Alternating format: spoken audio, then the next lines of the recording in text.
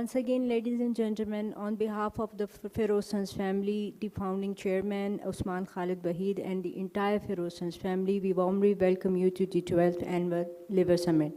Continuing with the legacy of the Liver Summit, we are honored to host all of you for this academic session.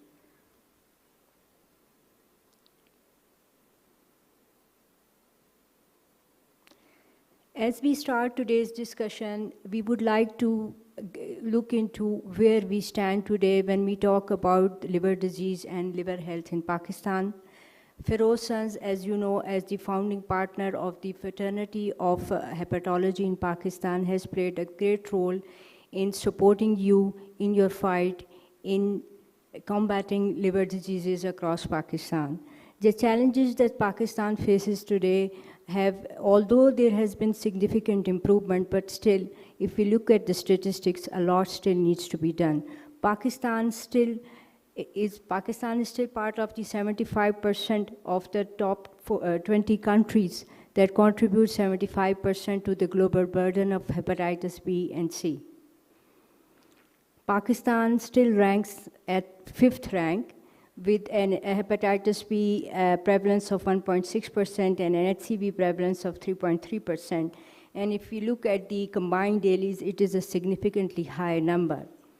If we look at what is the role of Pakistan in contribution, Pakistan is still contributing to more than 10% of the global burden of hepatitis C, with 1/3 of the new hepatitis C infections globally occurring are accounted for in Pakistan.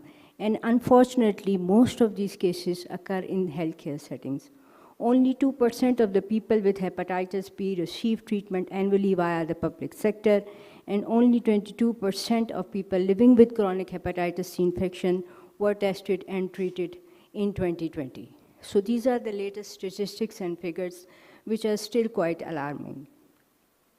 And if we look at the progress made for the hepatitis-free initiative and the policy that was globally adopted, we still see that although there are countries like Bangladesh, India, Indonesia, Japan, and Russia that have made significant progress, in Pakistan still a lot needs to be done. In the light of that, there is another epidemic that Pakistan faces, and that is of metabolic diseases. Pakistan is still in one of the countries with a very high burden of metabolic associated steatotic dysfunctional liver disease, or MASLD, with more than 15,000 cases per 100,000 of population. This is the latest statistics for Pakistan. So if we look at both the battlefronts, whether it is hepatitis or whether it is MASLD, Feroz Sons has been leading the battle for hepatology in Pakistan with the founding principle of putting patients first. If we look at the journey that started with the inception of the first biotech plant in Pakistan, and with partnership with our strategic partners like Gilead, and bringing in antiviral therapy for hepatitis, and we were the pioneers in that. And in 2018, with setting up the Hepatitis Free Pakistan initiative, the journey still continues, and still we progress with innovation and introducing new products for these challenges. In the field of hepatitis, Hepatitis Free Pakistan is something that is very close to the heart of the Feroz Sons family, and we have been strategically partnered with Gilead, who has been our founding partner in this battle, and helping us locally manufacture, and manufacturing, not just locally manufacturing, but manufacturing with excellence the essential drugs that were so critical in our fight against hepatitis B and C.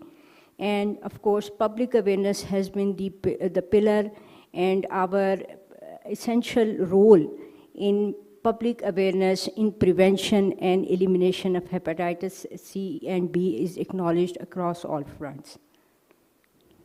When it comes to MASLD, Feroz Sons has made great initiatives in 2006 with the first biotech plant that was founded by the name of BF Biosciences, we progressed and we enhanced our manufacturing capacity, and in 2024, we launched our first GLP-1 analog, and in 2025, we successfully launched tirzepatide, which is GLP-1, GIP, or twin incretins, as you call it.